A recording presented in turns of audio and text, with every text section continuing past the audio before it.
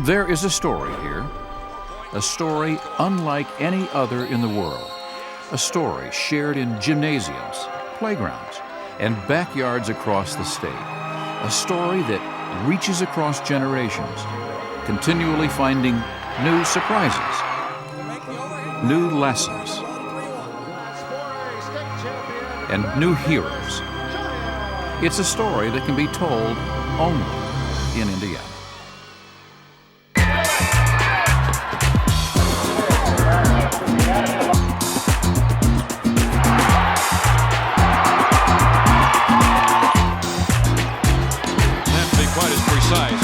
No, it doesn't. Anywhere in the general vicinity. Whenever anybody thinks of Indiana, they think of basketball. It's a way of life here in Indiana. It's something that from a very young age that we learn, and it gets into our spirit, into our soul, and we carry it with us for a lifetime. The game of basketball wasn't invented here. It started in 1891 when James Naismith nailed a pair of bushel baskets to a gymnasium balcony in Springfield, Massachusetts. But soon they were playing the game in Indiana with an unparalleled enthusiasm. The state crowned Crawfordsville as its first boys state champion in 1911. After visiting Indiana in 1925, James Naismith wrote, "Basketball really had its origin in Indiana, which remains the center of the sport." There's no question about it. Basketball is Indiana's game, and the heritage runs deep. Basketball just took a hold because it was something that could be played, if you had 5 guys, 6 guys, 7 guys, you could end up with a pretty fair basketball team. From the beginning, basketball became ingrained in the hearts of Indiana communities, large and small. And one of the unique elements of Indiana basketball is that from early on, it was a game for boys and girls alike. I believe that women and girls played in the early 1900s. We have old pictures of women in their bloomers and fully dressed, really, playing basketball. Somewhere along the way, we were told that we shouldn't be playing those kinds of things. So there was no competition for women for many, many years. When we found out that the IHSAA was going to sponsor a statewide tournament for girls basketball, it was probably one of the most exciting things that had happened in my life. It was just awesome when you ran out onto that court that afternoon and looked up into the stands and saw all those people there, and it was just unbelievable.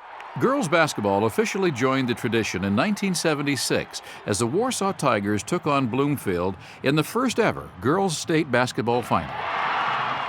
To know that we were the first ever state champions, and I mean, it was just an emotional high. And then probably the best thing of all was the trip back home. And we pull into town, and it's now about 12:30, 1 o'clock in the morning, and the streets are lined with cars and fans and kids in their pajamas.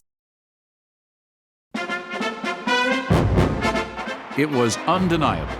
There was simply something about this game called basketball that attracted the people of Indiana from the start.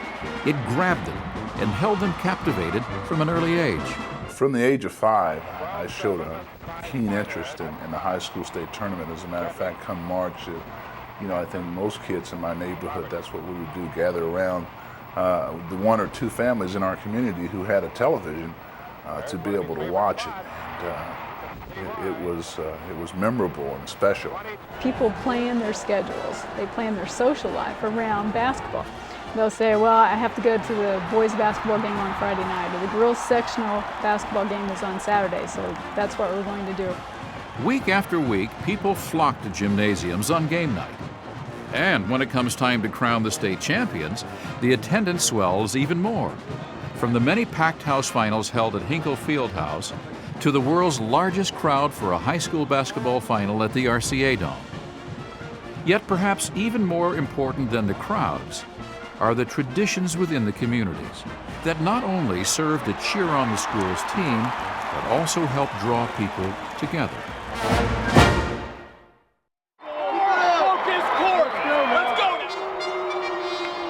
Want to start an argument? There's an easy way. Just ask someone, who's Indiana's best basketball player? Or the best of all time? Best there ever was?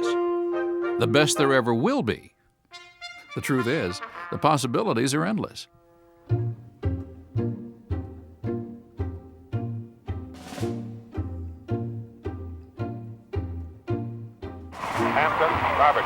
The best there ever was?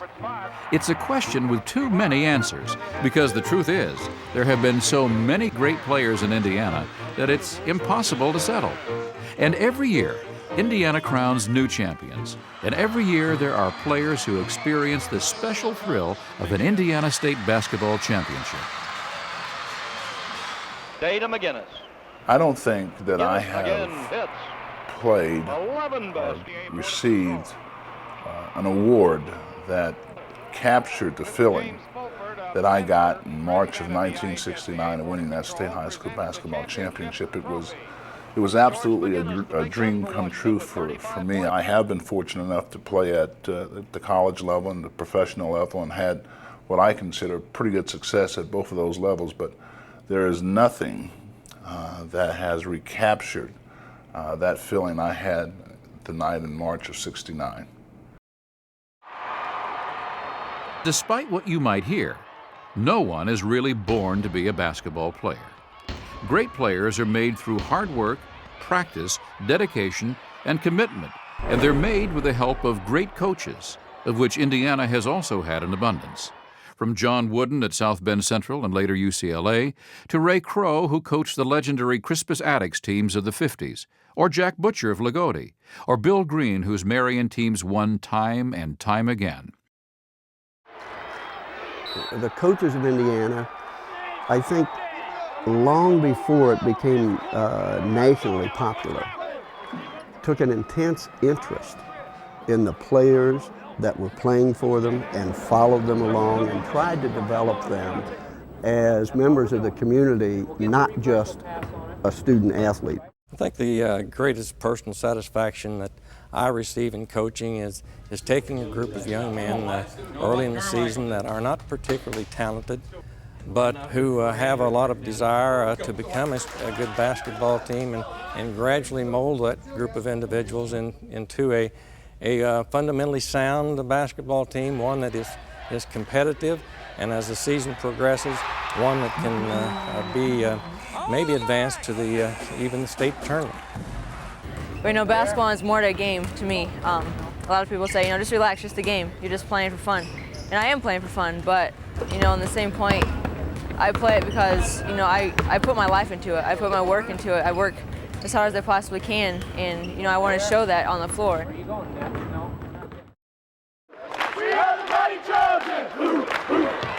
Overtime. Double overtime. Triple overtime. Last second shots. Got it to Skiles, 20-footer, it's